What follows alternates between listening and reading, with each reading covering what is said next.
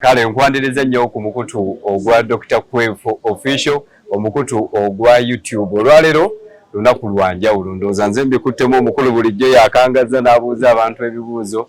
Leero nze nkuttemu, nze Munnabuddu Lukenge Sharifu. We tuyimiridde wano, kino kifaananyi, kale tetumanyi kirimu, naye nze bwe ntunudde ndabye nga kifaananyi kyandiba nga kye kirimu, naye okusinziira ekigambo ekiwandiikiddwako kuliko Dr. Kwefulukuta, oba kanzu oba sooka, byonna tugenda kubiraba akawungezi ka leero, naye ng'aleese ekirabo ekyo ye mukulu ono. Nsaba obuuze kwatulaba, tutandikira awo.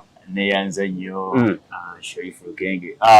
Abatulaba nze amannya mpitibwa oba erinnya mpitibwa Sebuliba Fred. Sebuliba Fred. Mpitibwa Sebuliba Fred, era nga nviiriddeko Wandege awo wenkolera emirimu gyange egy'okusiga ebifaananyi ziyite portraits. Ez'enjawulo ez'abantu ab'enjawulo. Kati olunaku lwakya lutya, njagala ombuuliremu awo, lwakya lutya? Kuba kati koyogedde nti oli musizi wa bifaananyi, ntegedde nti kifaananyi, lwakya lutya n'ogamba mu bantu bonna?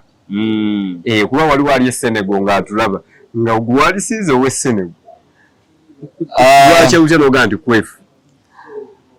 Kwefulukuta nsize ebifaananyi bingi, naye Dr. Kwefulukuta okusinziira mpuliriza nnyo program Kalasa Mayanzi, ennyumira nnyo Kwefulukuta okusinziira n'empeeza gy'awirizaamu, program ennyumira nnyo yanjawulo.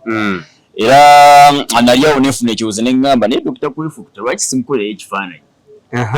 Kirowoozo ekyajjira awo, nenkwata akasente nengula materials byonna ku ssente zo lwakwagala. No weewuunya abatulaba, waliwo oli kati ng'agamba oyo Kwefu y'alina okumpa ssente, naye waliwo okwagala okwaddala. Mubeere n'okwagala okwaddala, temusiime abantu obudde bukyali. Tugende mu maaso. Nefuna ekirowoozo ekyo, then nenvaayo netandika okukola portrait eno. Nagikolera ndowooza weeks zaali 3. Olwo ekifaananyi okijjawa? Ekifaananyi nagenda ku Kalasa page n'ekidownloadinga, then nenkijjayo, nentandika okusikekinga we natandikira, nensobola kwegamba Kwefulukuta mu mpeereza gye waawuliddeko mu radio mulala. Si bwe kiri? Mulalamu Kwefulukuta okusinziira. Sikunyumisa, omanyi Dr. Kwefu, ebintu bino si bya bulijjo. Omuntu okulondoba mu bannayuganda miliyoni 45 n'agamba nti ono kwensibidde olukoba, si byanje, si kintu kyangu. Dokita bw'osanga omuntu ng'ono avudde eri akozeemu ekintu nga kino, gwe ng'omuntu owulira otya nga ggwe? Ebiraga abantu olinamu ku nsonyi.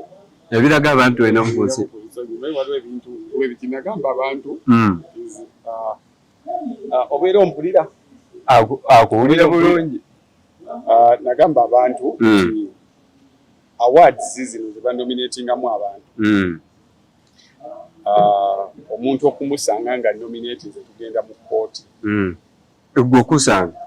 Nensanga omuntu ng'alina awadi z'ategese n'ataddemu sima best presenter, sima best YouTuber, sima bitimbo mulonde. Omutwala mu kkooti? Kkooti gye tuba tujja okusinga. Ate lwaki? Ebintu nga bino nosanga owa boda nagamba we bali kuweereza nakuwayo 10,000. Nosanga omukadde mu kyalo nagamba we mane mumpeereza bulungi, twalirayo abaana akatooke ako katwale. Ne waba kyakina kyakuwadde nagamba okola bulungi, ekyo kyokka kimmala. Kati omuntu bw'akirinyisa level n'ateekamu n'obudde bwe mulimu gwe, kuba zino resources ziba ssente nnyingi, abamanyi ebintu bya art aba ataddemu. Kakati ebintu modro bimuvinga omuntu n'owulira nga weetaaga okwongeramu nti wabiwo. Neera nnyo okugamba abantu nti buli kyokola okikolera omuntu omu. Naye obuze ku leediyo, story esobola okuba nga tegenda ku kyaka nnyo nga waliwo leediyo ekoze story esasamaza, naye nga gwolinawo story nga tesasamaza naye nga abantu bagyetaaga, gikola ate si waliyo omuntu oyo omu wejja okuyamba. So ndowooza mu bantu abo omu ye mukulu ono asazeewo n'aleetera ekifaananyi kino. Simanyi ndowooza kye tugenda okuddako muganda wange Deeri njagala atulaba gwe wenna twagala tusumulule ekirabo kino Dr. Kwefu kimuweebwe mbutongole. Kwefu omusanze luddawo omusanze ali eyo ina byakola nyambuseka wagulu ku reception ne bagamba noonya omusanze already titi mbale nakatuuka nga yayi osanze munywanyi we yennyini n'agamba nti katusumulule ekirabo kino ne banna kati gw'oli eyo olaba Kwefu ampadde akagambo akapya olwaliro nti nange sikyagala kunnominating ebyo naye mbijjeewo lwakyo ate nominating otegedde nkola bulungi ate nzize ku radio nti ate kubiriza abantu bakulonde ate okitegedde ndi w'amaanyi awadi enyuma bakuyita buyisi agamba twatudde n'ebyotabadde mukulu bakulu mpagi oli w'amaanyi oli mulungi nnyo mukyokola noba surprise nekati awadi gw'ogikubira obulango kati amwe awadi ngimayisere nange ebyawadi mbiganye ate kyompadde kitya kubanga wamma nange omwaka oguwedde waliwo abangamba kubiriza abantu bakulonde mu kalulu kano ate mpangule nga nze nabyetuusizaako nomubeereeyo mulwane n'awaadi zammwe naye mukimanyi nti waliwo abantu abasiima naye Kwefu nange ondeetedde okukola puroguramu z'okumakya labika abantu we basinga okuwulira ennyo ate owa mundabyeko temunandabako nze nonkyasumula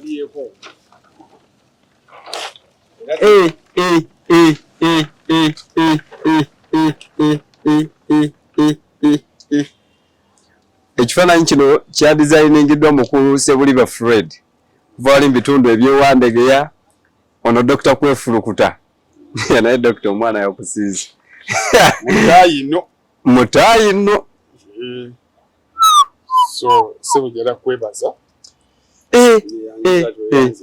kale Dr. Kwefulukuta ati ono batono nnyo abamutegeera mayi wano mu Africa ati tumanyi wa kuyimba era bwe bagamba nti ba artist bategeeza bayimbi ne ba artist osobola okutuuka mu mawanga ag'enjawulo nga essente zigenda okugula ekifaananyi kino omuwendo oguli waggulu nnyo ebimu ku bifaananyi ebyasigibwa doze singa okuba ekyamaanyi kyekya Mona Lisa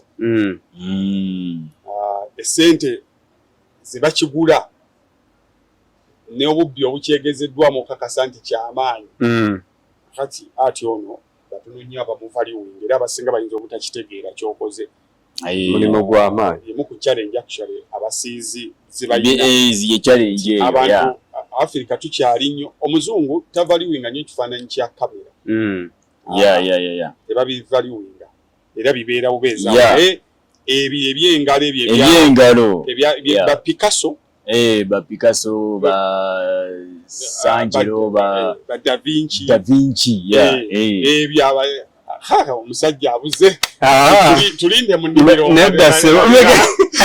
nga tuli ku bika bya lumonde ebyo abasajja babiteekamu amaanyi ne museum gye bibeera muganda wange ne museum gye bibeera so kati nganza asomye ku bifaananyi kino nkitwalira ddala nga kya muwendo so neyanziza sebo neyanzege nyongeremu amaanyi nyinza okuba mbadde empulaningo baswaza akireke buli we mujja omusajja n'awulira atya nti omusajja gwe yawa ekifaananyi kye ate kati yeyakoze yatandisa okukanwane nnyo nte nga nkola ekiri mu busobozi bwange so abatulaba n'abatuwuliriza mwebali nnyo mwebalire ddala okusiima